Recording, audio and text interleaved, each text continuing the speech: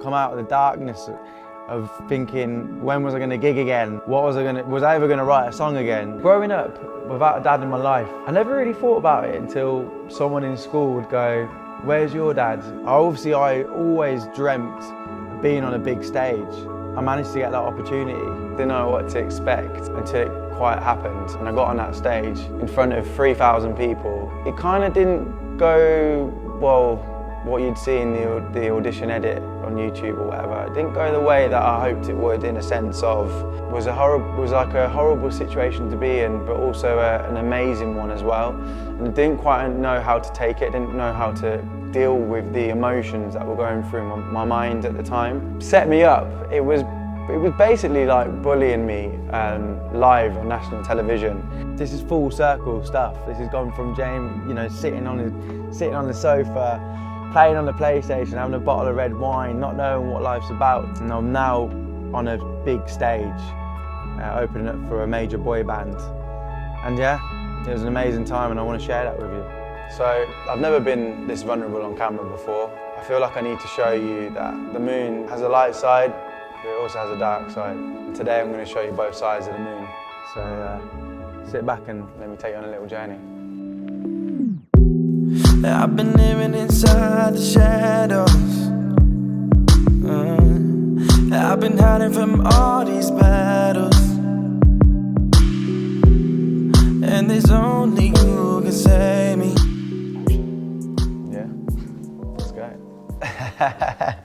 Yeah, so I'm Lucy and Moon. My friends know me as Jamie. And this is a documentary about me. Some people might not know who I am. Some people might have been following me for years. Some people are watching this. You might be my mum. I've only got one of those on my close friends. But this is a story about who I am and how I've got to sitting on this sofa today.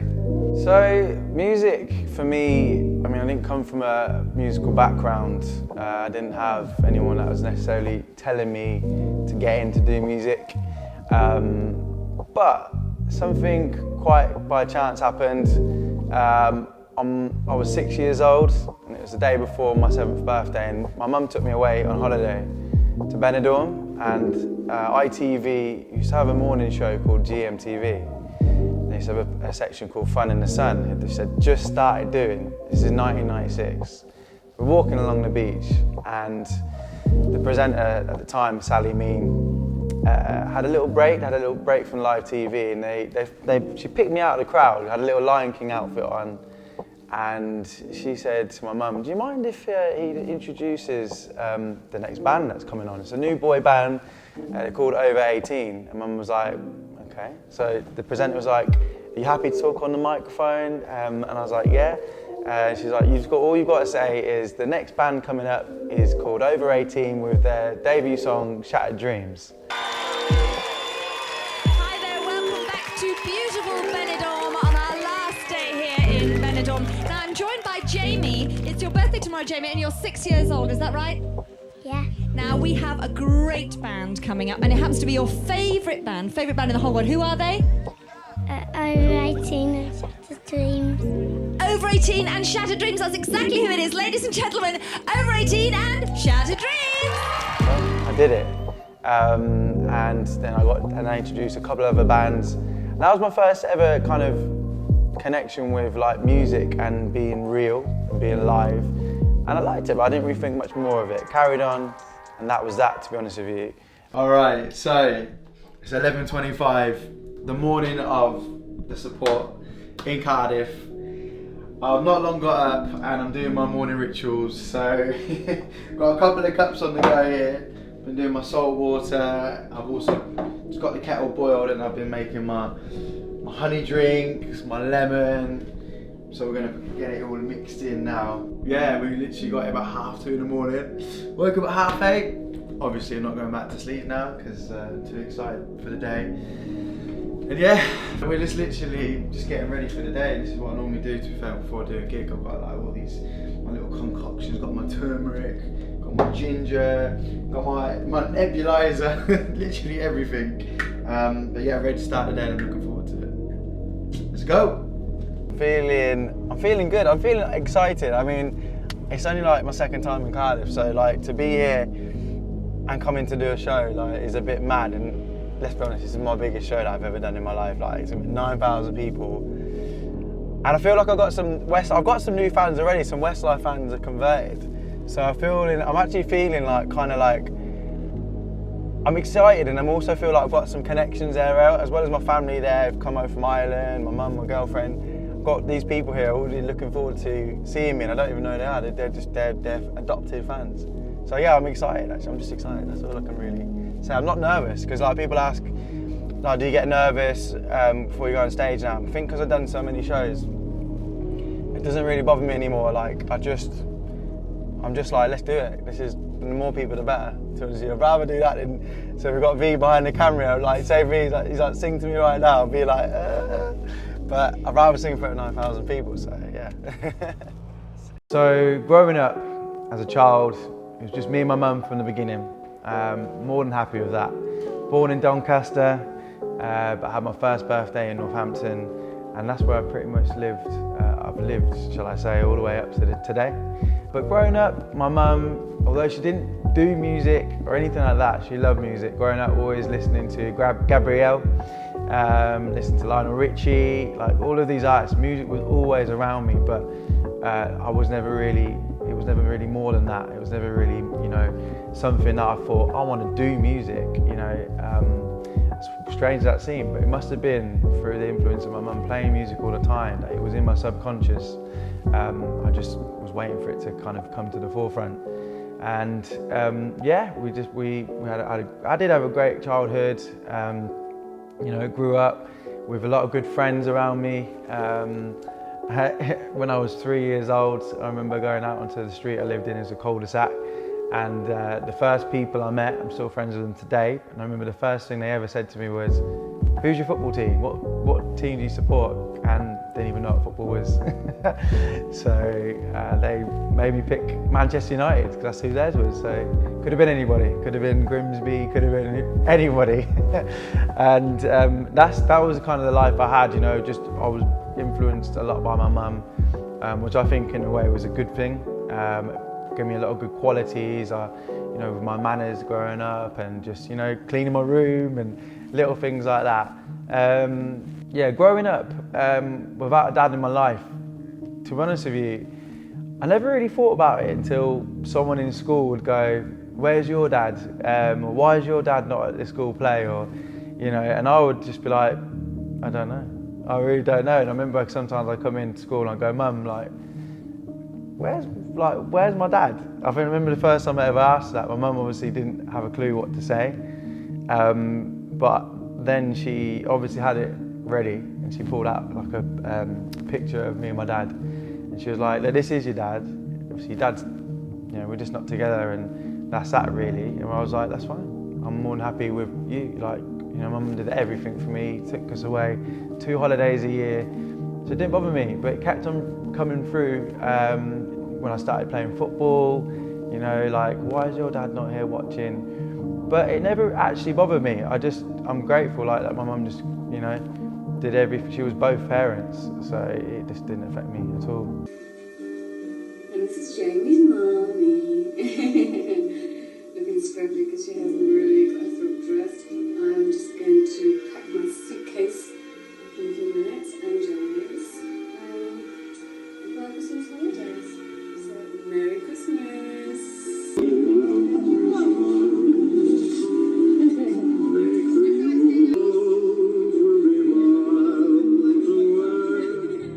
So before I was born, my mum was married to someone called Mike, and that's actually where I get my surname from.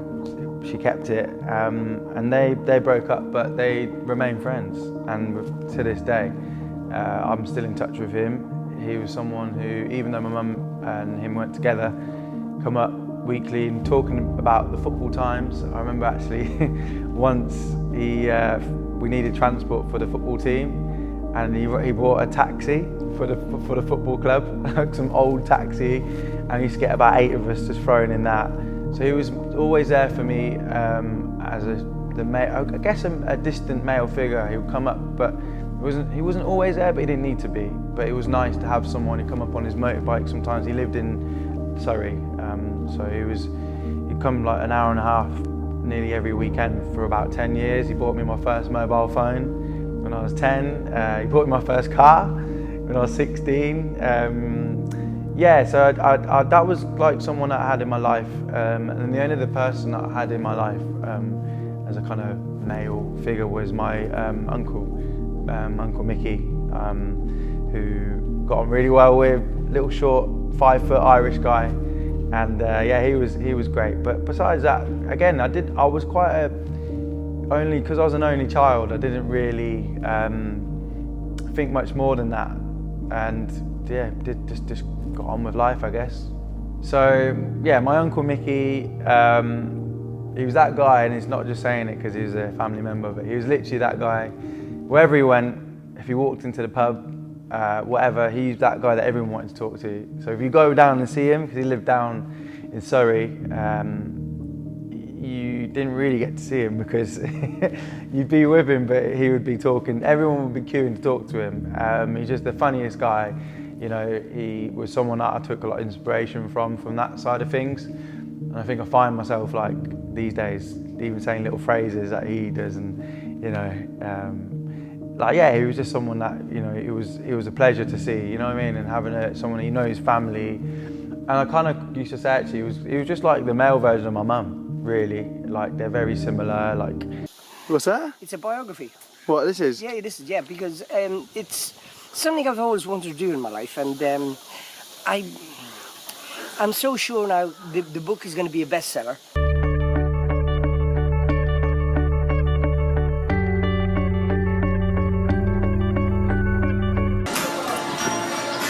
We're about to get the old horse and cat. Today, didn't we? I love you. Oh. Come on then, boy. Thanks for marrying me. I love you so much. Oh! Left, to the left, yeah. Mickey. What's that? You wearing the new glasses? So I bought these here. It's the new style. Is it? The glasses 3,000? Yeah, these cost 25. What's this? 25 baht? 25 baht, yeah. 50p, yeah. No, they're really good. They're good, but they fall off like you that. can see really good. Easy to take off, isn't it? Yeah, you just want to look with one eye, you can do it like that, and you can go like that, yeah, with that. So it's sort of like a monocle in a way. You can go, this is really good now, look. That's good. So if you want to just read with one eye, Yeah, you can just perfect. read, yeah, and if you want to read with two eyes, you put that. Well, we're in the heart of the jungle at the moment, yes. My name's David Attenborough. Yes, and we're doing a new film. It's called Ching Chang Cho.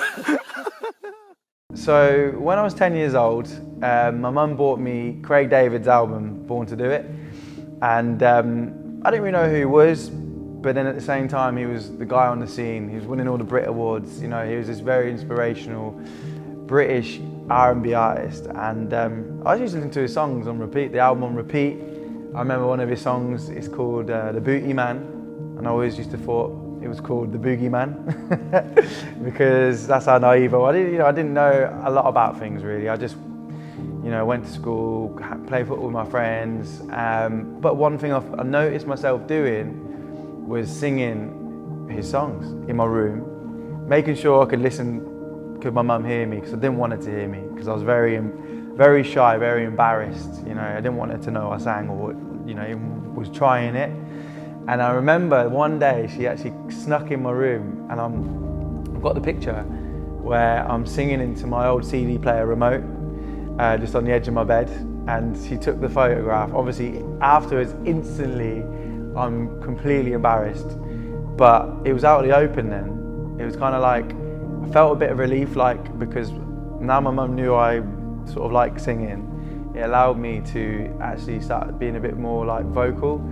My mum took me to stage school to kind of try and get me into music. So she did try to help me and guide me as much as she could, but I didn't last that long because I realised that the whole room was full of girls and I was the only guy. So very quickly, my mates at school influenced me to go and play football, do what everyone does, you know, play football and put my music to the side for a good few years. I didn't even think about anything to do with that music journey.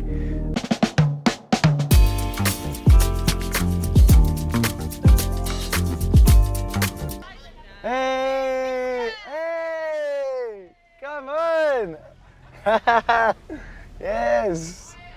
We already got some new fans, innit? That's actually mad. They're the Lucian.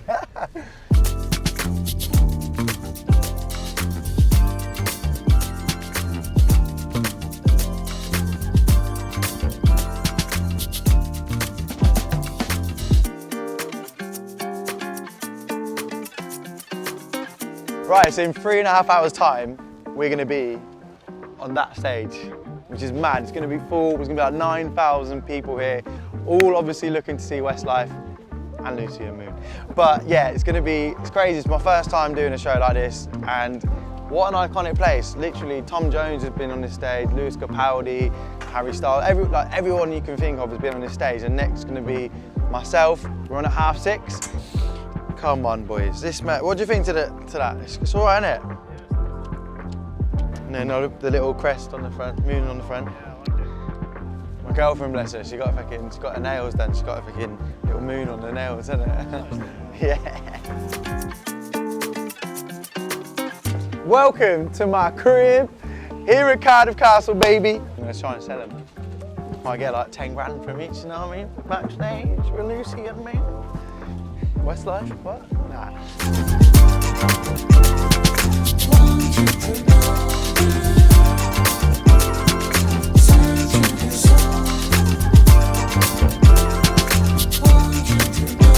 Home, baby. We're home. Look at this.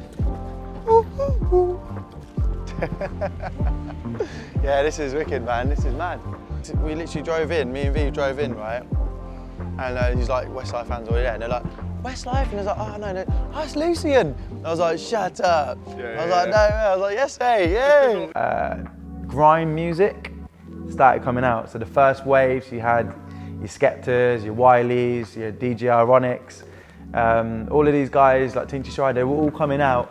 It was the first time grime was on the scene. And I wanted a piece of it. I was interested, I thought it was cool. It wasn't singing, so like singing at that point in my life was like, you can't be a singer, you know. But rapping, yeah, that's cool. That's going to give you street credit. So I started off being a rapper and grime artist, I say, called Stepper. What's going on here? Kai, let's go, please. Let's go, Kai. That's what she called this. Took her off the map. Yeah, she had plenty, but I can't do it. Oh, look, hey, go on, man. Pay attention. Yeah, she had plenty, but no time for a man because her heart was empty. She had talent, she had a heart, she was twisted. She was dumb, she didn't know she was gifted. She didn't know that she had an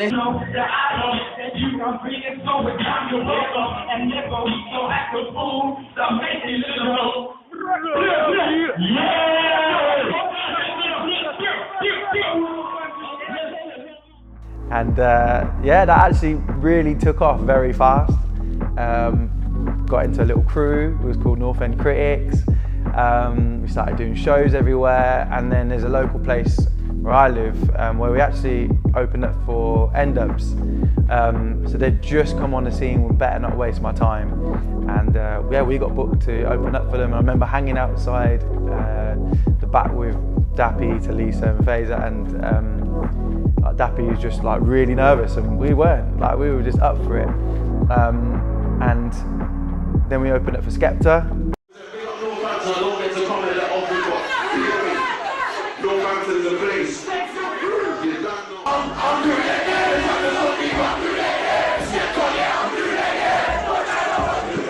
So the Stepper era, my way of getting into music confidently and, you know, feeling like, yeah, this is going to go down well with the kids and my peers and everything like that. And again, especially because, like, you know, I didn't have necessarily anyone telling me whether that was right or wrong, was a time filled with very interesting images, very interesting trends, wearing snapbacks, always getting patterns in my beard, patterns in my hair, you know, wearing big stud. I got my ears pierced. 2 holes, not 1 but 2, and it's just full of, yeah, just wearing very questionable clothing. You know, full of tracksuits. I wouldn't say chav. I would say, if you call it now, roadman, but with manners, you know. Because when I was still brought up right by my mum, but what I did behind, you know, behind closed doors and on the streets and in the music with the rapping was different. And yeah, it got me known very quickly in school. It got me known out on the streets, and I'll be honest with you, I really wish like things like Instagram and that were around at that time, because I really think, you know, I'll be famous by now. But no, I would have, you know, like it was the time when, you know, it was just relying on the way you got the music round was infrared, so you had to literally stand next to the other person and send the song over, and that's what people used to do, send my songs everywhere. The people were infrareding my songs, people were going on from school, from people I met in, you know, at my shows, and they would listen to my MySpace. And then MSN Messenger was there as well. So we'd go on, I'll be adding up everybody, sending my song, listen to my song, listen to my song, listen to my song. They'll be sending it around. And yeah, that was the way you had to promote yourself, you know, promote yourself on the streets. So fast forward like a little bit, I was making mixtapes. One of my mixtapes was called Stepper, One Step Forward, appropriately named.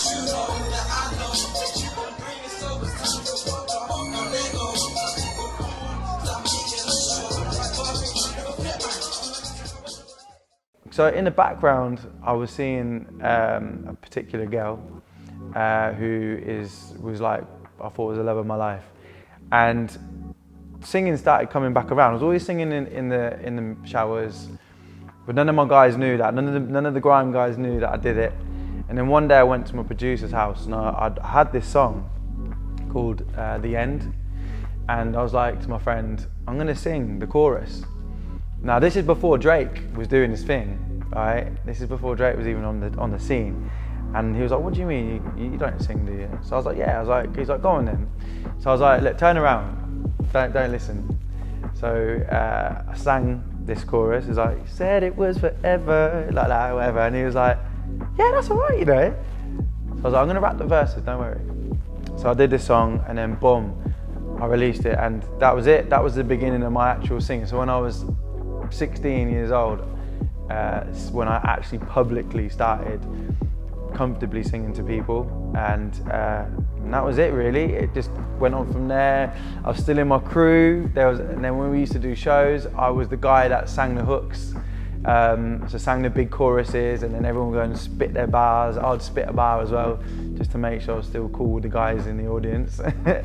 and then before you know it, I started sort of basically just converting to just wanting to sing and knocking the sort of the rap on the head, because that's truly what I wanted to do. It took me back to the Craig David times. It took me back to sitting in my room when I was like 10 years old and just really having that feel for wanting to sing. Next thing, I saw that my local town of Northampton had a talent show called Northampton's Got Talent. So I thought, do you know what? I'm going to apply for it, and I'm going to do the auditions. It was at the local shopping centre called the Grosvenor Centre, and I had to go on my lunch break. I lived about 15 minutes away, so I whizzed down there and I had to go in my suit, so I was fully suited and booted, turned up in front of a whole shopping centre full of people, and I got on stage. This is probably one of the first times I'm singing like publicly, fully, and it's an audition for a talent show. Oh yeah, yeah. We just wanna make the world dance. Forget about the price tags. Whoa, whoa.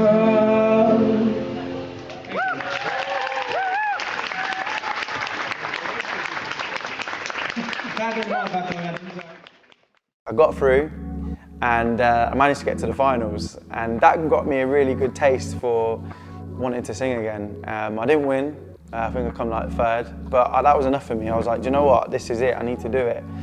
So we're just coming up to me being 21.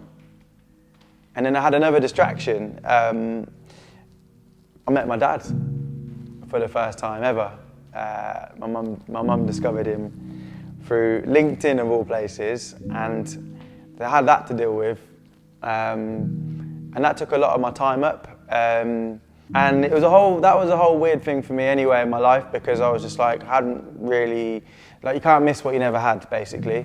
And that's how I live my life, with no resentment, no nothing. But I had this man now come into my life who, you know, was my dad, you know, and that was very strange.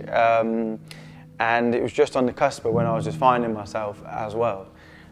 So it was kind of good timing, bad timing, but you know, I tried to sort of form a relationship, and it didn't really last that long. I met him on my 21st, which is in August, and the last time I spoke to him was Christmas Eve. I called my dad on Christmas Eve, and he was like, "Can I ring you back in 15 minutes?" And I was like, "Yeah, cool." Never rang me back. Never heard from him since to this day, and it was fine. I didn't have any problems at all. In a way, it kind of was a bit of a relief, because I was quite apprehensive about this whole new life that was potentially going to come my way with, you know, having a dad now, and then he's got obviously other children and stuff like that. And it was quite daunting, because I was like, I know my world, I know what I've paved this far, 21 years, all the hard work my mum done for me. And it was nothing against him, but like I say, I feel like it was just too far gone. And I was happy with that.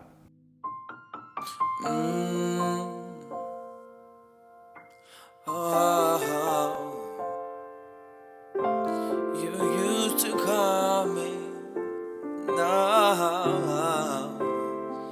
You used to call me on my cell phone, late night when you need my love. Yeah, call me on my cell phone, late night when you need my love. And I know in that hotline that it can only mean one thing, yeah. I know in that hotline that it can only mean one thing. Cause ever since I left the city, you got a reputation for yourself now, and everybody knows that I feel left out. And girl, you got me down, you got me stressed out. Back, and we're back in the building. Yeah, boy. So, how long have we been? About 40 minutes? How long has it been since we last shot? Yeah, it's hard. About 40 minutes. And we've come up with something now, man. Different, it's different. I can't remember what the other video sounded like. She's got grace, she's got style, the girl who wears the perfect smile. Rough vocals, yeah.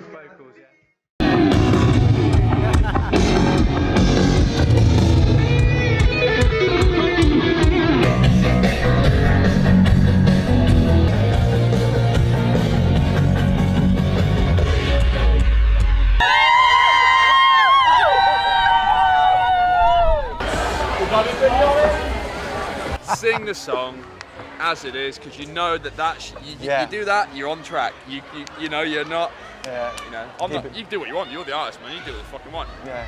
I've just seen it, and I've been around it enough. When people try too hard, they end up doing a disservice rather than a service. No, just keep it like I've done. It's a confidence thing as well, bro. Confidence thing as well. Like, if you're nervous and you're like, right, I feel like I have to try harder, it's actually the opposite thing. You should be easier, be chill with it, and you'll get into the swing of it, and you relax more. I'm going to jump on their energy. They're all here, it's just excitement. So I'm like, you're here, you're here. You're Jamie Venkat, you can do anything. Come on, yeah, mate. Come on. And then, the wedding gig. But your songs. Yeah, Lucy and Moon now, isn't it? So, you done know. Yeah, sick. We're on the stage, baby. On stage, baby. Ali's getting set. Ali's getting set up. Jamal, what are you saying? All good to You're go, good, man. yeah? Patching in. You're patching in. Jeez. You get rid of that. Get the project in. Hey, project's in. V's here. Hey, gang, gang. Rich, big man Rich, he's on his keys. Look at this, look at this, look at that. Come on, can't wait. We've got a song not even out yet that we're going to be doing on this. I didn't learn it. Neither did I. Should we just make it up? Yeah, yeah, definitely, man. No, it sounds. Yeah.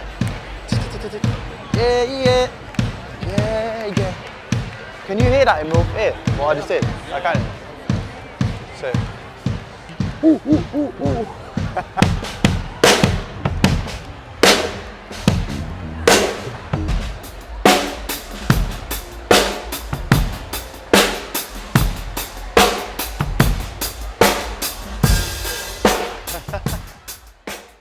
BBC started playing me. Everything was happening, it was all coming to life. And I was working at my job one day and I didn't plan it, but I walked into my job at Nationwide and I just said to my manager, I quit. And she was like, what do you mean you quit? I was like, I quit because every day for about 6 months I had this burning desire waking up every morning like, I want to be able to just do music and make money from it. I don't know how I'm going to do it, I don't know anybody, but I'm going to do it. And I said to her, that's it. And she was like, okay, cool. So I left the same day. She said, you've got to leave, you've got to leave the building today. And I was like, great. And then 2 months later, I broke up with my girlfriend at the time. So I had no job, I had no girlfriend. And I was just like, this is fine. Heartbreaker. The ghettos of the guys, they're growing weaker. Wishing they had you, girl, feet steeper. I take it to the floor and I'm a teacher, that I can be a keeper.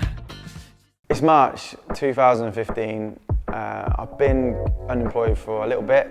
I've been working at a mental health hospital on the side to bring a little bit of money in. I'm still living with my mum. And it's just a rainy Saturday night and I'm sitting at my mate's house, my best friend's house, Jordan, and I get a Facebook message from some girl and she goes, hi, do you want a TV opportunity? Give us a call. So I seen it and I was just like, now at this point I hadn't really been doing my original music for a good 6-7 months just because I don't really know what happened. I think the backlash of breaking up with my ex-girlfriend caught up with me because like, I found out that she then got in a relationship with one of my sort of friends that we met from a music video, and that kind of must have affected me. I didn't more than I knew. Anyway, I said to my friend about this message, and I was like, oh, nah, it's going to be a scam. And he was like, no, like give him a call. And he's not, you know, he's not into that world and stuff, but he was like, no, give it a call. So I was like, okay, gave it a call. And they answered, and it was a girl who said, yeah, hey, yeah, I work for the X Factor. So I'm like, okay, right. And she was like, yeah, do you want to go on the show? And I was like, right. She was like, yeah, you don't have to do, you just got to meet the casting. You've not got to do all the sort of auditions that everyone normally does. We just want to meet you in person and do a private, quick 30 seconds of singing, just so we know what we've seen of you is correct. So I was like, how did you find me? She said, oh, we found you did a music video, like you was in Barcelona, in a song called Remedy. And I was like, yeah. I remember doing that. I was like, wow. She's like, so do you want to come in? So I said, yeah, all right then, because this is something that I always wanted to do. Watched it through the years on the sofa with, my ex, and even back in 2010, I worked in Malia as a PR, and I worked with Frankie Kokoza, who was a contestant, but prior to that, he was a friend of mine. We worked in Malia, and he was on it. So I was like, Frankie's done it, I want to do it. So next stop was Wembley. And yeah, I didn't quite know what was going to come next, didn't know what to expect until it quite happened. And I got on that stage in front of 3,000 people, and it kind of didn't go, well, what you'd see in the audition edit on YouTube or whatever. It didn't go the way that I hoped it would, in a sense of... What are you going to sing? I've got an original song if you want to hear it. Yeah. All right, I hope it goes well. Thank you. Do you know my dad at all?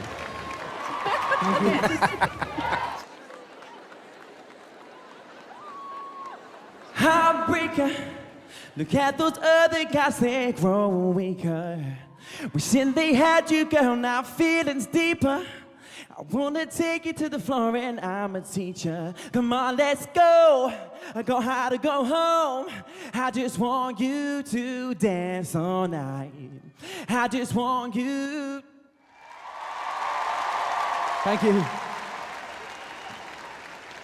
What's that song called? It's called Dance All Night. By Ollie Murs? No. No, that's Dance With Me Tonight.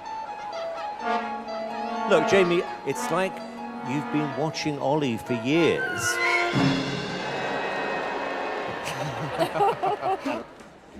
Everything. It's like... Have you ever watched a movie called Single White Female? Okay, watch it. And Ollie, you better watch it tonight as well and lock your front door. What? You even sound a bit like him. It wasn't about me. It was about, you know, somebody else and it taking my identity away. And yeah, it was a hard place to be because it's just something that I'd always wanted to do. I'd always wanted to be on that stage. Everyone wanted to be on that stage. Like, even if you someone that said, oh, I hate X Factor, if you got the message I got, you would be on that stage because I had some messages after I'd been on the show, people going, do you know what? Even though I hate the show, I would have still done what you did. But the story is something I don't regret, but I wish was different. When I got on that stage, Mr. Cowell was there, Rita Ora as a judge, Nick Grimshaw, Cheryl Cole, and my world suddenly changed from a point of this is exciting to this is potentially hell, because I got on that stage and 3,000 people there, as I said, the biggest thing I've done in my life, the most exciting thing I've ever done in my life. And straight away I was shut down to be compared to someone else. And to me it was in a sense of, you're not as good as them, you know, why are you trying to be like them? And I'm like, hang on a minute, you don't even know me, like you don't know my backstory, and you asked me to go on this show. You asked me to go on the show, I didn't even apply. And you found me from my own music. So somehow it took a weird and not a very nice turn. Thankfully, I did my audition and I got through. Because if I hadn't, I don't know how things would have turned out, because that would have potentially been a traumatic thing, because the thing is, the way that X Factor set me up, it was basically like bullying me live on national television. And you know, it took a lot of strength to get through it. My mum come to the audition, I think that helped. But yeah, it was just something that was like a horrible situation to be in, but also an amazing one as well. Can I hear you sing your second choice? Yeah.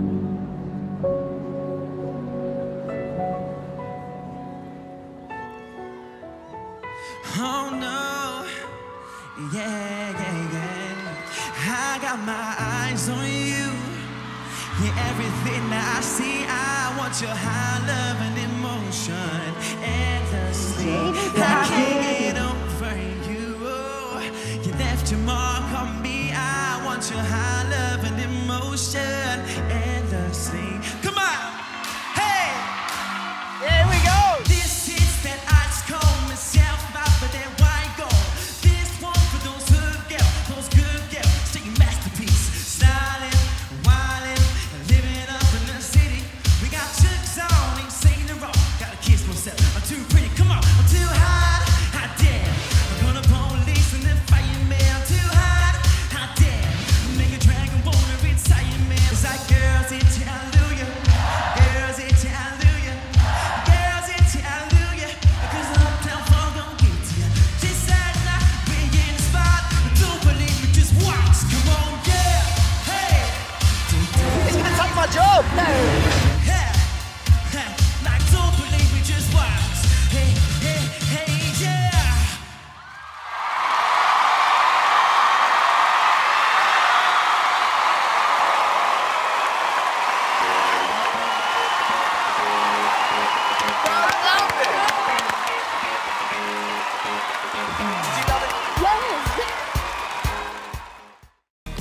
First in this lineup is 24-year-old Jamie Benker. I think we are going to have to un-Ollie you. I feel like I've got a bit more of a pressure on me because they're going to expect an Ollie Murs sort of style performance. I need to show them that I'm Jamie Benker and not Ollie Murs. Didn't quite know how to take it, didn't know how to deal with the emotions that were going through my mind at the time. So the only thing that saved me was when I got all 3 yeses. That's 4. When I got 3 yeses and 1 no from Simon, because he said I was like somebody else, a different artist.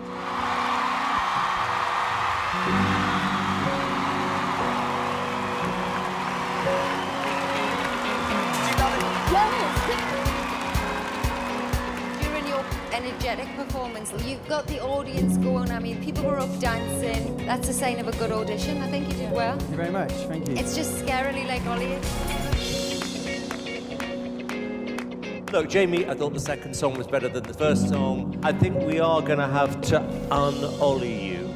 Yeah, I can do that. What's wrong with me? I'm digging me out. It is very, very Ollie, but your performance did make everybody get up, and that is hard to do. Some people just come and stand there and it's boring, everyone wants them to go.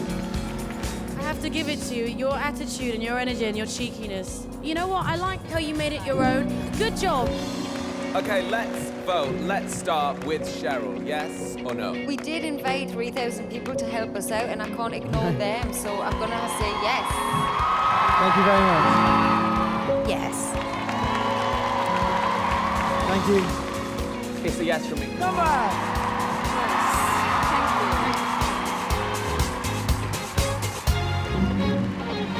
I would have said no, am saying no.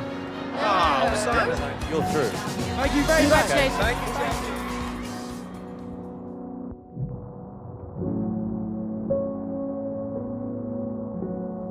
Which I took a lot of notes from, and you know, I used it in a positive turn. I did the show and had my 15 minutes of fame.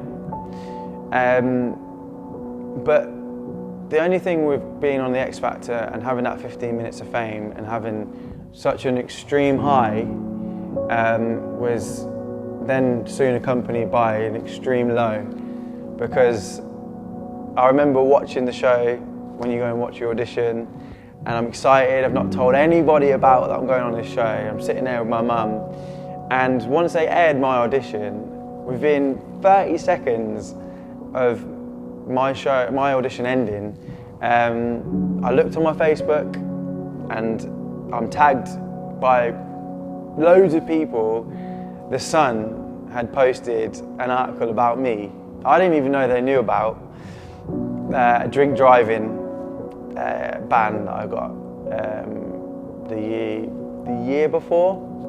I remember going to watch a Drake concert, and I just bought myself a brand new car. I was buzzing because I've worked at Nationwide and I've saved up, and I had 2 beers for the whole night, and I remember driving probably about 5 minutes from the arena, getting pulled over, and these police only pulled me over because of the car I had. And I said to them, if I was in my old Clio, Renault Clio, would you pull me over? And they said no. And basically I blew like 2 over to basically like, let me go. And it ended up giving me a drink driving ban, which was like something that was my world turned upside down. And the Sun took advantage of that, posted that to the world. This is something I was so embarrassed about, something that I was such ashamed about.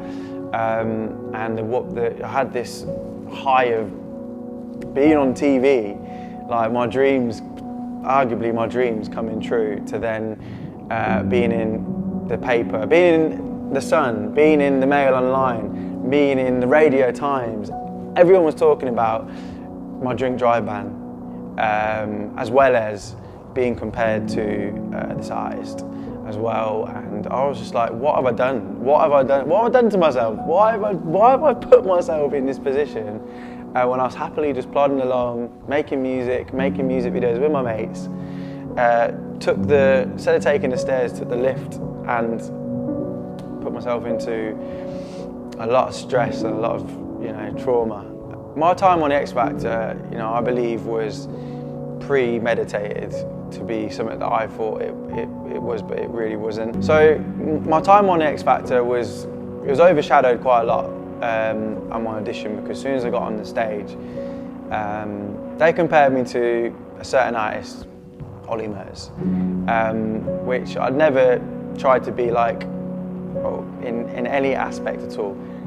A couple of the gigs I did, the open mic, so of course I was gonna, you know, of course I'd sang a couple of Ollie Murs songs, you know, songs were popular.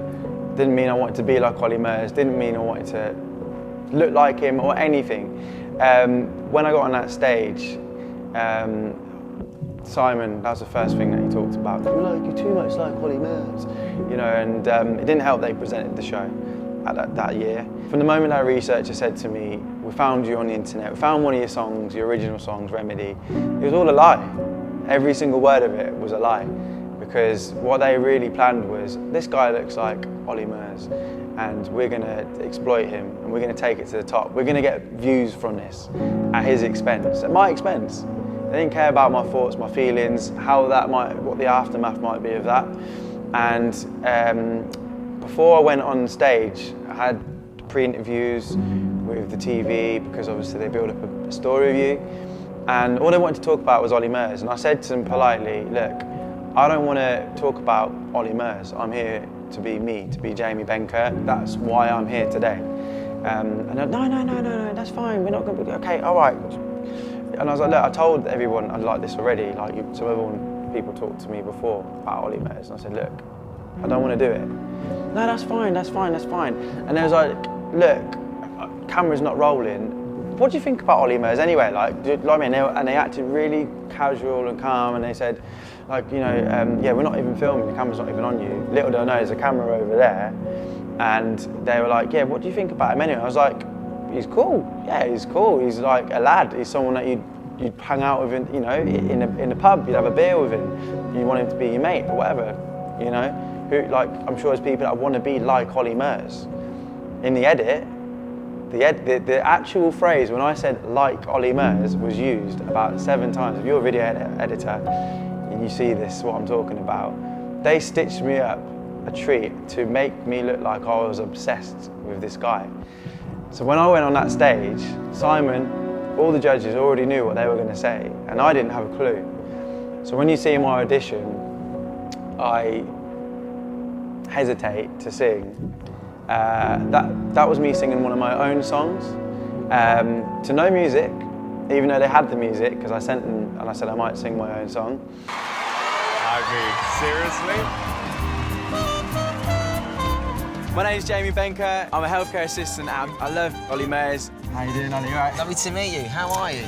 Very well, thank you. Ollie Murs is a cheeky chappy. He's a great entertainer. I think Ollie Murs is great. Yeah, top man. Go smash it. Thank Cheers, you very bro. much. No worries. Thanks. Pleasure. I wanna walk like you, talk like you too. He's one of those people you'd love to go and have a drink with. You're like, I'd love him to be one of my friends. Make my dreams come true. Like, I want to be able to be an international superstar like Ollie Murs, selling records worldwide like Ollie Murs.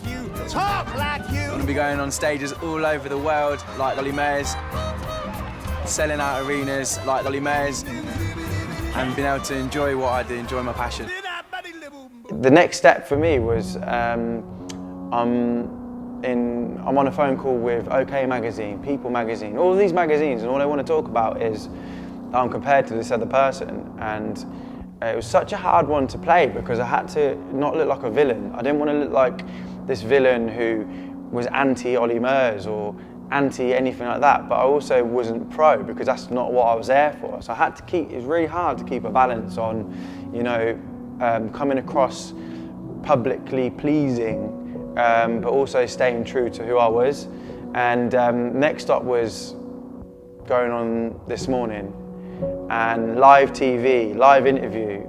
This should be amazing. This should be an amazing experience for me, and it just was the complete opposite. I didn't even know how to carry myself. Luckily, before I went on to have the interview, backstage, Jamie Oliver Jamie Oliver was there, and I remember speaking to him, and he was like, "You was on the X Factor, right?" I was like, yeah, I'm come to do an interview today. And I was like, but you know, I know what they're going to do. They're going to try and talk about me being like somebody else and not ask, like, wanting to know about me. What do I do? And he was like, you know, you've got to play up to it a little bit. He said, you do have to please them a little bit. He said, because otherwise you're going to become the villain of your own story, you know, publicly. But he said, just make it, you know, certain that, you know, you are trying to be yourself. You're trying to be authentic. You're not trying to be like somebody else. And I said to him, it's funny because I was always confused why it would be a problem to be compared to another artist, because a lot of the time that's someone's dream. If you're compared to Michael Jackson, or you're compared to Adele or Craig David, that's normally a compliment. Oh yeah, you sound like them. If you're a footballer, if you're compared to David Beckham, you're compared to Ronaldo, that's a compliment. Like, wow, you can take a free kick just like David Beckham. No one's saying don't do a free kick like David Beckham. No one's saying don't sing like Michael Jackson. That's amazing if you can do it. The Weeknd takes massive influence from Michael Jackson when he wore the red jacket era, you know, from Thriller. No one said to him, why are you copying Michael Jackson? People loved it. So I was always confused. Why was it a problem that even though I wasn't, even if I'm like Olly Murs, what's wrong with that? You know, I was thinking I'm a lot younger than this guy. If anything, I'm coming through as like the next potential big star. Jamie was good. He was really good. So he's like a little Olly Murs. He's been billed as and stuff like that. But do you know what? He's an artist in his own right. He come across really, really well. He had a really, really good weekend. So let's take a look at him in action. Does anyone say you remind them of anyone in particular? Some people say they're like Ian Beale from EastEnders. No, I'm thinking closer to home.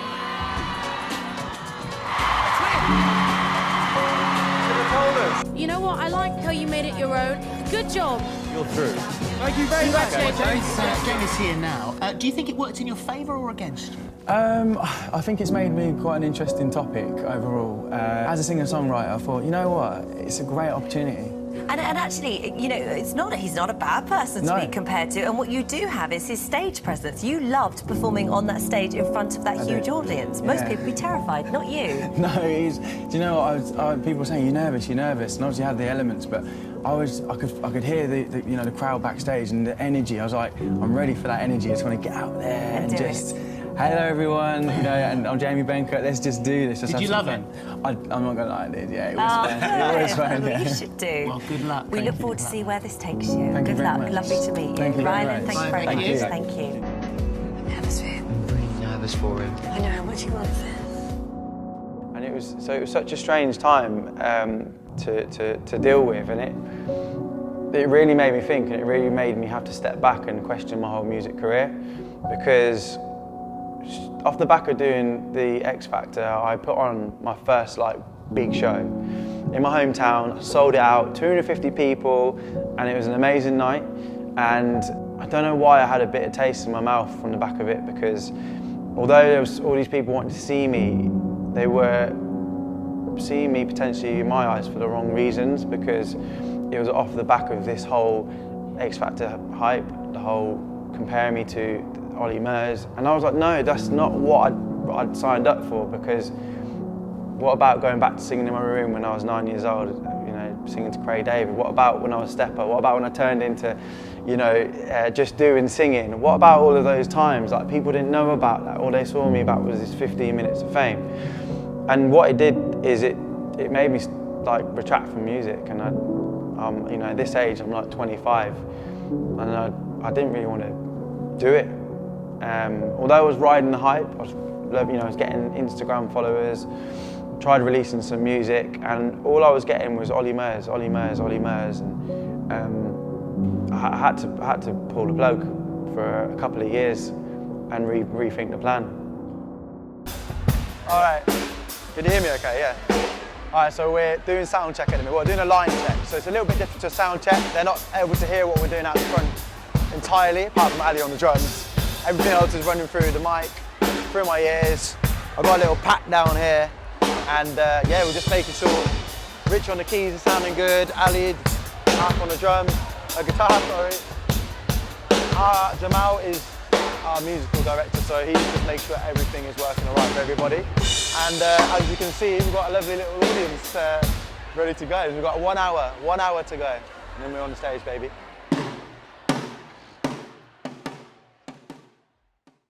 I had to reinvent myself. There was no doubt about it. I've done it before, I'll do it again. It's not a problem. The main thing was I wanted a stage name again. I like when I was Stepper. It allowed me to fully express myself, and I remember just sitting there one day. It took about 2 years to think of a name. In the background I was doing music, I was writing about experiences that I'd had. The name to release anything, and I was like, I'm not coming back until I do that.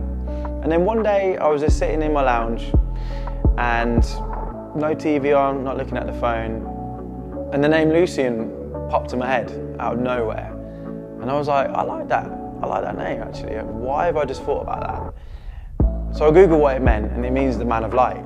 So I was like, right, okay, hang on, I might have just be finding my name here, even though I didn't even ask for it. And then at the time, and even to this day, I'm someone who's a fan of the Moon.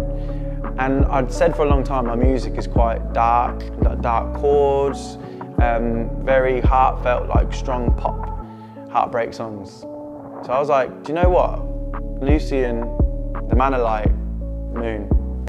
That's it. Don't think about it anymore, because I look at things like that and I'm thinking, why overthink something that is not as important as the music?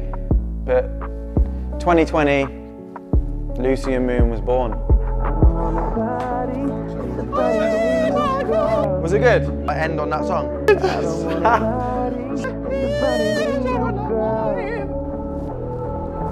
I'm scared. Nah, it's gonna be all right. And I'm fighting. Lucian Moon's born. I released my name to the world on 2020 New Year's Day. Now I had to bring some music. I started working with a really good friend of mine called Scott Whitman. He's a great producer. And the first song we created was a song called Shadows, which is out now. And it's all about what happened in my previous life as Jamie Benkert still, about being compared to somebody else, living in the shadows. It was a really strong and passionate song of mine that I felt the world needed to see as a debut of Lucian Moon, and to basically say, this is the new chapter. A good friend of mine, Harry Russell, also been in my life since about 15 years old. We'd never really come together in a sense of creation, but we started to come together. So Harry was always a good friend of mine, still is to this day. He's sitting behind the camera. But Harry is a massive advocate of me. He believes in me a lot, and he really tapped in on what's going on with your music. Why have you gone quiet? Is there anything I can do to help? And I was like, well, I've got some songs. I wrote this song, Shadows, and listened to it and he loved it. And he was like, we're making a music video for this. This is happening. Next minute, we're flying to LA. I've been living inside the shadows. I've been hiding from all these battles. And there's only you who can save me. And we're filming a music video in LA. And it was one of the best things I've experienced today in creating my content. Come back to England, and probably about a month later I get a call from Harry. Yeah, the hard drive's broke. I was like, what do you mean? He's like, yeah, it's corrupted. So I was like, I'm about to drop this Shadows song and we haven't got a video anymore. I'm like, I can't do it. We need the video, it's too good. So I had to have a second backup plan. Look, I'm in Beverly Hills, sitting on top of hills. Chill. We're filming definitely my most expensive music video, and also my debut song, Tainted.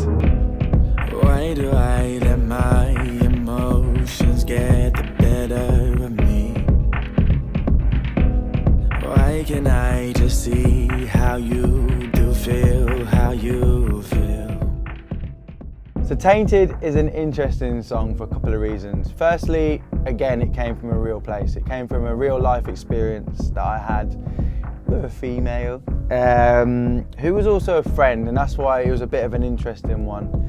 But the music video was very interesting as well, for a couple of reasons. Like I say, I spent $2.5 grand plus on it, nearly $3 grand. So the most I've ever paid for anything. The only thing that kind of was the downer on it all is what we didn't know that was about to come forwards a month of 2020. So Boris Johnson has just announced there's a lockdown. So at this point I'm thinking, right, what's coming next? What's going to happen? I didn't actually think that far that I was going to be losing my shows. So for me as an artist and someone who, you know, has just spent, you know, a lot of money, because, you know, when you're an artist and you're independent, I'm not with a label, I've not got no manager, I've spent, you know, probably the best of about $8 grand probably on myself, which I had no problems doing. But little did I know that I was going to be facing the potential of not being able to portray that the best as possible. It's my bread and butter. It's what allows me to keep training, you know, and keep performing and engaging with people. And I'm always manifesting that one day it's going to be on a big stage, singing my own songs to 10,000 people who want to be there for me. So as the week progresses, the announcement of lockdown every day, my agency's calling me. Another gig's cancelled, another gig's cancelled, another gig's cancelled. And all I'm seeing in front of my eyes is my money, my income just disappearing in front of my eyes for that year alone, 2020. And it's a tough place to be, because I lived in my home on my own, and I had a mortgage to pay. And House Party, the app, was the beginning of a slippery slope for a lot of us, because it started off this drinking phase. You know, like, we all like to have a drink, we all go out, but we're not allowed to go out anymore. With a lot of us spending a lot of time in our own company, and House Party was a great way for us to, you know, communicate. And everyone remembers being on House Party and everyone's got a beer, hey, cheers, hey, let's go to the next room, let's leave this room, bye. And that went on. And, you know, loads of my friends were doing it, and it didn't seem wrong to start with. It kind of seemed quite fun, because obviously you didn't really know. You thought, this isn't going to last for long. You know, we've never experienced that pandemic how we did. And but then it got worse, you know, with me realising that I was losing my shows, and I started to then believe quite quickly, like, was I ever going to be able to gig again? Was the world ever going to be the same again, like millions of us did? It got me into a place where, I'm not going to lie, you know, I find myself cooking myself dinner, you know, doing all good things, but going to Aldi and picking up a bottle of red wine, maybe picking up 2 bottles of red wine, you know, and ringing my mate, chatting to them, playing on the PlayStation, having video calls, going on a House Party. And, you know, it wasn't a healthy place to be. And I eventually sort of found myself like losing myself, losing who I was, because I didn't have a purpose, you know. I built my world around music for such a long time, you know, and that's what I really wanted to do from the moment I quit my job to, you know, fast forwarding to, you know, doing all these music videos and spending all this money, and, you know, going to a place where I thought, great, it's going to be, this is the start of something amazing, to then it all just falling flat on your face. And yeah, it was a hard place to be. And yeah, my friends around me saw, you know, how it was affecting me. However, although I was developing sort of these bad traits that weren't me, because I was losing myself, I still tried my hardest and persevered. And luckily, Harry was there by my side, and we managed to still continue doing more filming we created a couple more music videos, including a song called Know Your Name, which features one of my, like I say, I was a fan of his, and I still am, DJ Ironic. And you know, we managed to persevere and like do things, however the world was still closed. And I actually was struggling to find things to kind of keep me sane. I'm not gonna lie, I had nothing to really, you know, make sense anymore. And although I went through a lot of this dark time in my life, you know, with, you know, drink being quite heavily influenced, you know, just procrastinating a lot. And although all that happened, you know, I always saw the light at the end of the tunnel, and I always had the belief, I'll be honest with you, through all of this time, I didn't really, although I was able to make a couple more music videos and did the odd cover, I wasn't writing music. I just wasn't inspired at all. And yeah, it was a sad place to be, if I'm honest, because I think some of my friends saw how, you know, they were looking at, and from their own words, have said, like, you know, you've got all this potential, and, you know, it's just, you're just squandering it, it's going nowhere, like it's going to waste. You need to get back in the seat. And I did, you know, and thankfully the world started opening up again, and I was able to gig again. I felt like me again, and I feel like I'm a completely different person talking right now compared to back there. I'm a completely different guy, and I'm so grateful that, you know, I had friends around me who believed in me and, you know, checking in and making sure I was all right. And, you know, then I still had that fire in my belly to be able to continue, because, you know, I know it was a hard time for a lot of people, and a lot of people struggled immensely, and, you know, a lot more than I did. And now I'm in a great place. It's been crazy all week. Yeah, the coat last night. I get a quick suntan. Yeah. Yeah. Thank you so much for being a part of this team. I wouldn't be able to do this without you, and honestly, I'm actually getting a bit nervous. I'm actually getting fucking nervous, I'm not going to lie. Like, it's a bit mad, but yeah. We've done so much preparation, man. We'll be good. We've done this 1,000 times. But honestly, 1,000 times. Listen, mate, I've done every pub up and down. Yeah, Come on, we've done this 1,000 times. But listen, I just want to say anyway, I know you're going to just enjoy it as well. And I'm just going to be enjoying it because you boys are here, so let's do it, man. Come on. Should we do a little? Come on.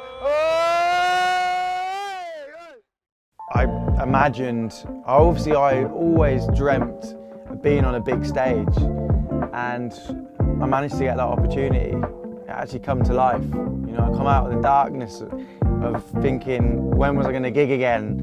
Was I ever going to write a song again? To then being on stage and opening up the show for Westlife at Cardiff Castle, which happened on the 5th of July, 2023, and it'll always be a day that I'll remember. You know, it was a day that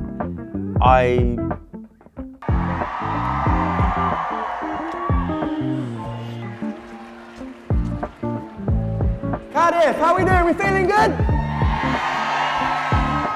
All right, that's what I want to hear. So, yeah, I was just super excited about, and didn't get nervous until the moment the chap said, right, 2 minutes, guys, and you're on.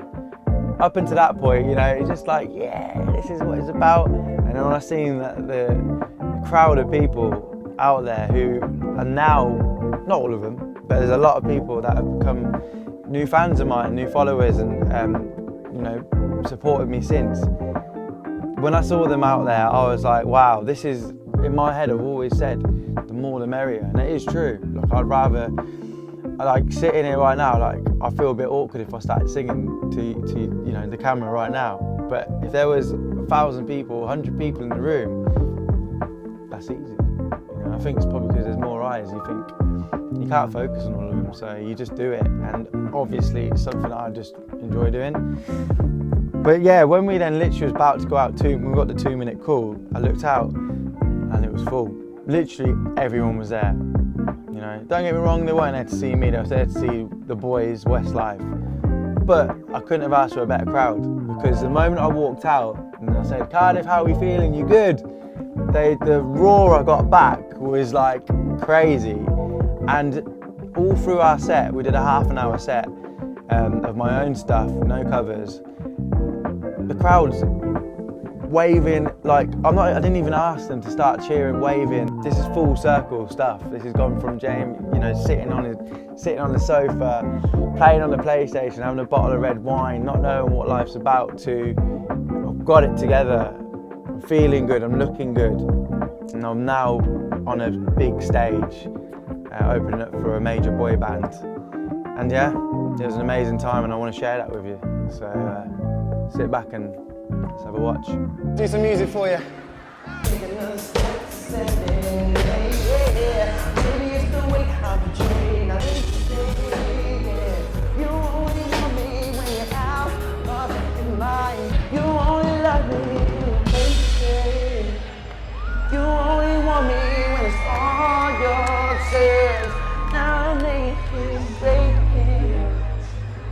You expect me just to leave it behind. You only love me when you're wasting. Yeah.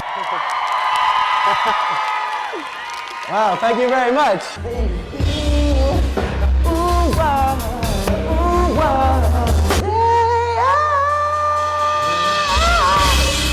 on the water? Hey, you gotta keep hydrated in this sunshine. But no, you don't see what you fancy, even though they already love to hate me, man. Look, because I love him, and then I'm leaving. You, I don't know why. Hey, why I'm wrong.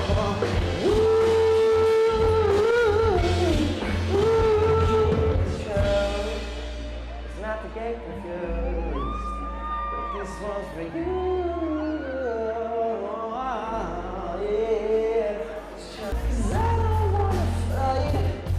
Let's go!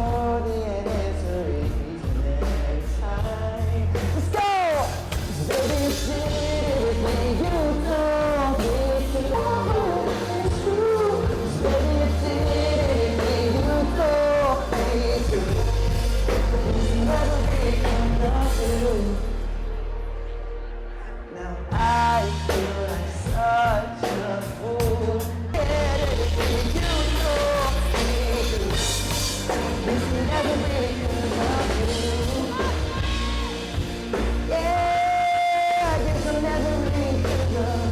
Mate, that was sick. Well done, mate. Bruv. Awesome.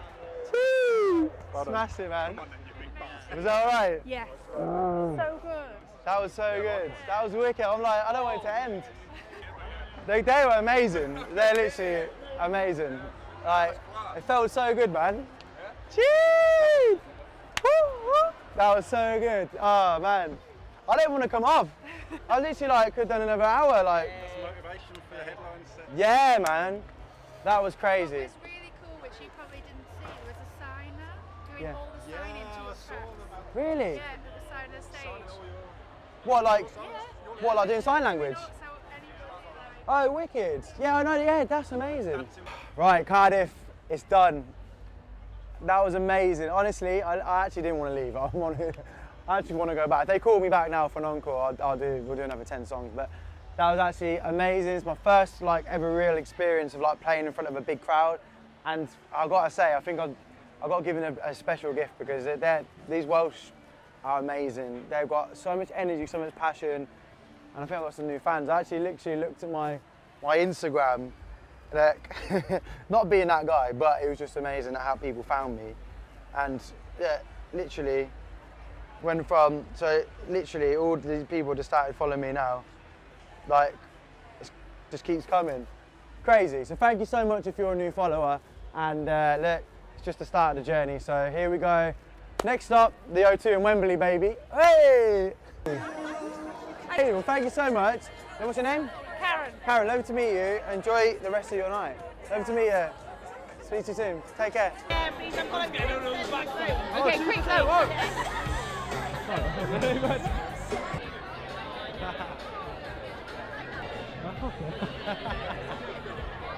Yeah.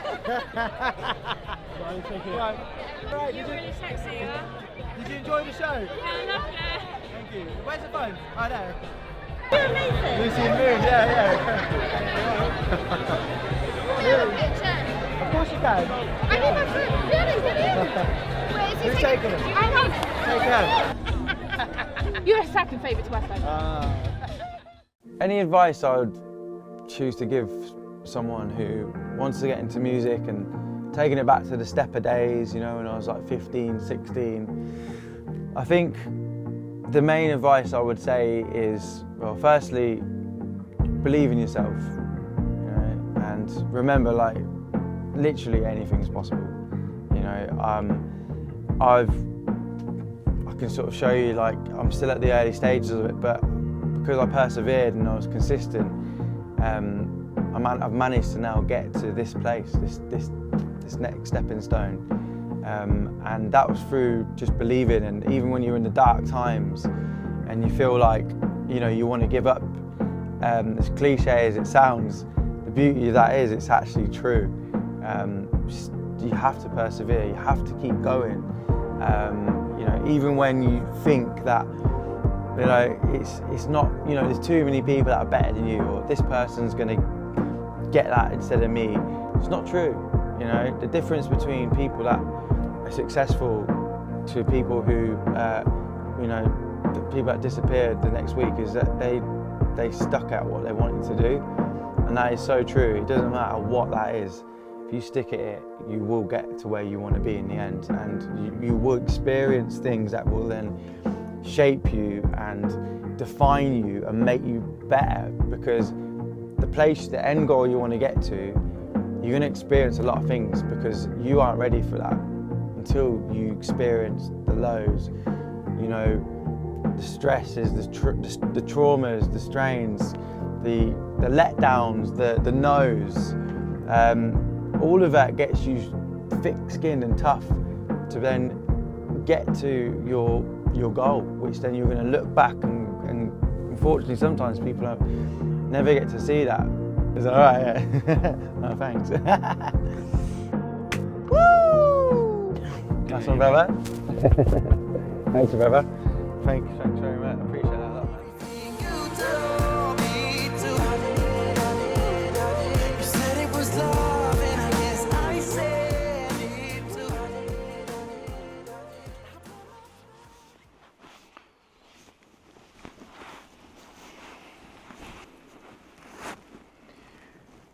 It's been 12 months since we last filmed anything for this documentary. It's currently the 8th of December, 2024. We last filmed at the end of November 2023, and a lot has happened in the last 12 months. More than I ever thought would have happened when you last saw me talking. All of this year, 2024, it's been a bit of a write-off. It has been, but I've also done a lot of discovering myself. I've had the biggest health scare that I've ever experienced in my life. Since February this year of 2024, one day, out of the blue, I just started feeling completely spaced out, confused. I really didn't know what was going on. This was on a Tuesday. I remember it very well because it was Valentine's Day. By the Friday, I was bedbound. I'd been to my doctors and they told me that I had vertigo. I didn't really know what vertigo was. Ironically, I'd actually made a song not long before talking about having vertigo. Just the experience of, you know, when you're so high that it's a bit whoa when you look over a building. And I was actually experiencing that for real. And for the first couple of months, this vertigo kept me bedbound. But I just didn't feel like this was right, and I went and saw all different health experts because when you have vertigo, you can have like a bacterial infection in your ears. So I went to the ENT department. I had to go private because it was 18 months to wait through the NHS, and I just couldn't wait. I needed to find out what was going on here because, you know, I was coming into this new year positive, and all of a sudden my world had got thrown upside down again, and this time something out of my control, because everything that I'd done before was in my control, you know, and it was a scary place to be when I genuinely felt like my mental health was at risk. And you know, I didn't know if it was a part of just getting older or whatever. So fast forward, you know, a year of just experiencing depersonalization, experiencing numbness, experiencing the world spinning around the wrong way for me.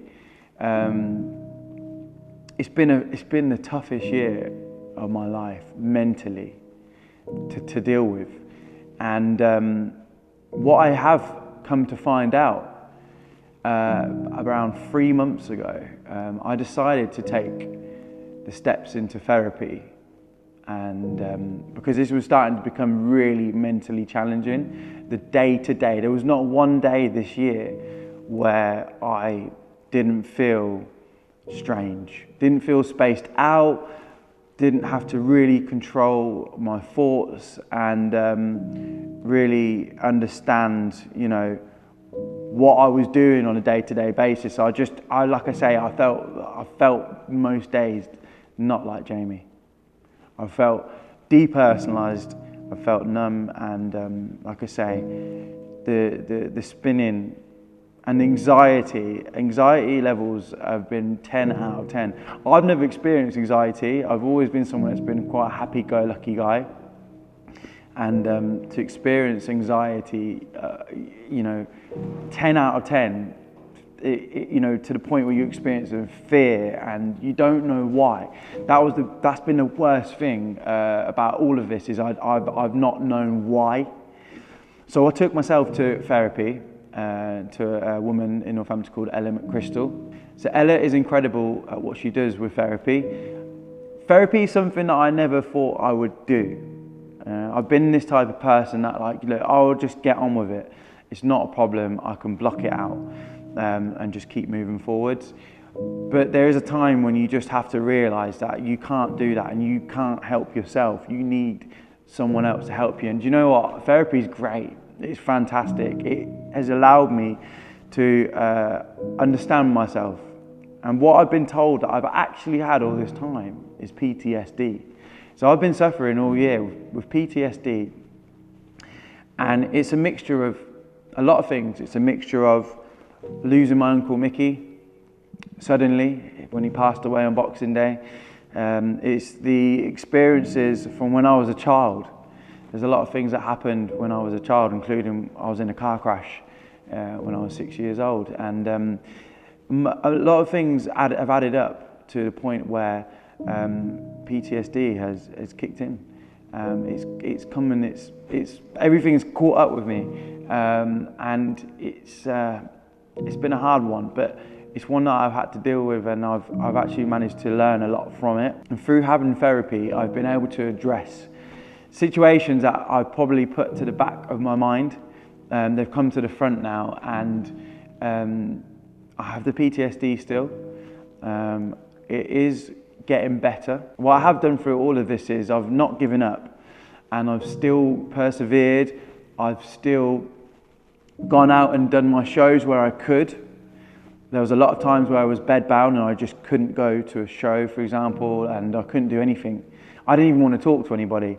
I just wanted to just sit there and just wait for it to be over, go to sleep a lot. Sleeping was my friend and has been my friend and still is my friend. And what I've learned more is that sleep is what really, really helps me. And when I am deprived of sleep and when I'm dealing with stress, normally I could get on with that. But stress and sleep deprivation are my enemies at the minute.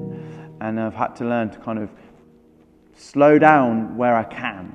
But me being me, I just don't want to do that. I want to keep on going. I want to keep on, you know, creating songs, and I want to be doing this and going here and going there. And my body is kind of saying to me like, you're at like max capacity. And that's what I've been told as well by my therapist. I'm constantly running at a 10 out of 10 stress level. And it's hard to actually contemplate that because it's far from who I am. But what it goes to show is that we are all human and that we're not invincible from anything. What's kept me going through all of this is actually young Jamie. My inner child is there going, look, we will get through this.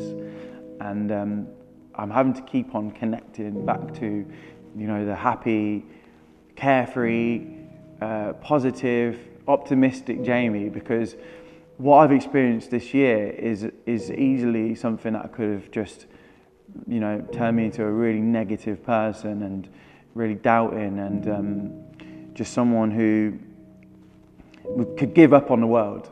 You know, I'll be honest with you, there's been plenty of times where I wanted to just give up on just doing anything really, and just kind of like going, you know what, this is one, and this is it now. But I've not, and I've persevered. And do you know what? There's actually light at the end of the tunnel, because I know I have PTSD. I'm going to therapy for it.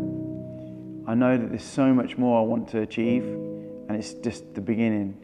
And going into 2025, I've got an album that I'm working on. I can finally say I'm working on my first ever album. I'm doing school tours, so I'm now going into schools around the UK, and I'm performing my songs.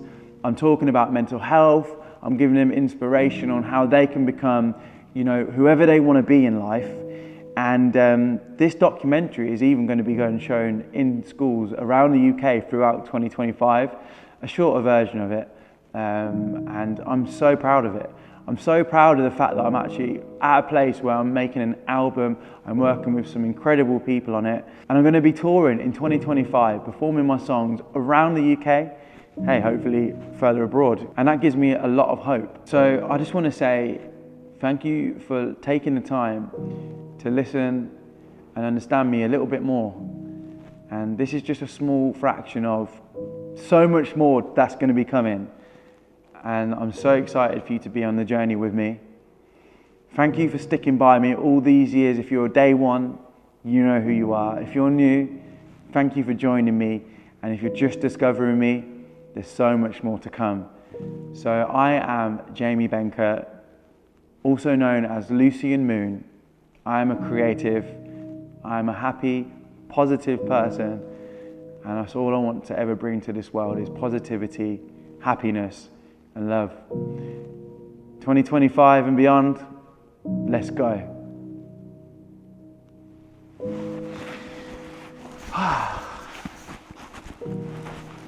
Wow. Documentary. I still can't believe that I'm making a documentary. Do you know what? No, I believe I've just created a small documentary about my life. Something I can show to my children one day. How amazing is that?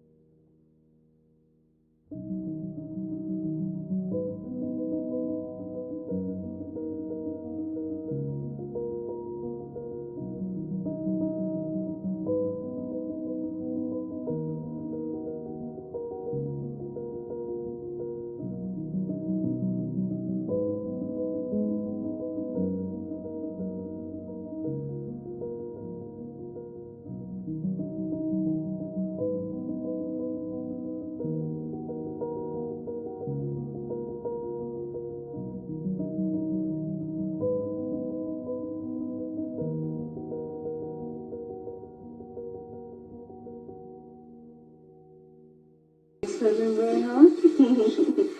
Here's Mum being brave. We're doing his mosquito dance. I am the mosquito killer. You can call me Jamie. just finished the documentary. It's been over a year in the making. It's been a crazy journey.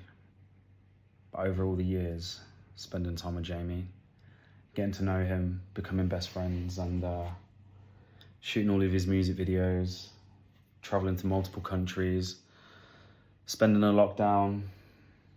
Yeah. I'm here in Thailand right now. It's just a shame I can't be at the premiere with all you guys, but I'm glad it's over. I can finally rest.